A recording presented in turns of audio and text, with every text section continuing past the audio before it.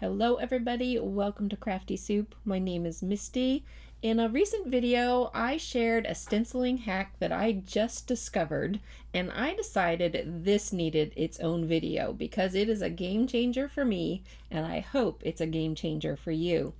I haven't seen this anywhere out there before. Doesn't mean it doesn't exist. It just means that I haven't seen it. And since I haven't seen it, maybe you haven't seen it either.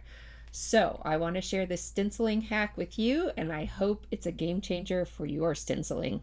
Let's get into it. If you ever had a stencil where you want to get different inks into different areas of the stencil, like this butterfly, you may have had a hard time masking off areas that you don't want to get ink into, especially if you have small areas or lots of curved areas.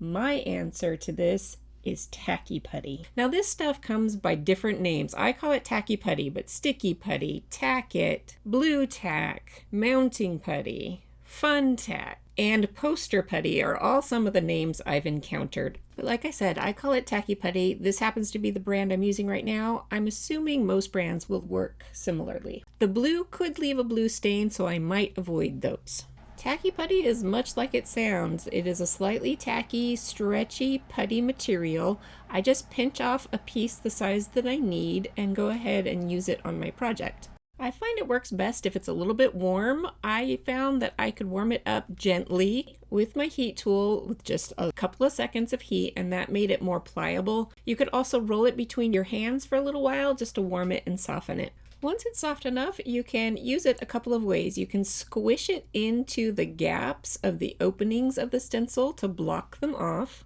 Or you could roll it like a snake and then wrap it around the edges of areas to create a bit of a dam. This putty should be reusable for a while. I will just remove it from my project. I thought about keeping colors separate, like some of it's contaminated with yellow, some of it's contaminated with blue. However, I think in the end it'll all just dry into the putty, and I don't think I will need to worry about it. But you do want to let the ink dry before you reuse it, because otherwise it could transfer smudges of ink to the rest of your project. Here I am just kind of working the ink into the putty so you don't notice it as much.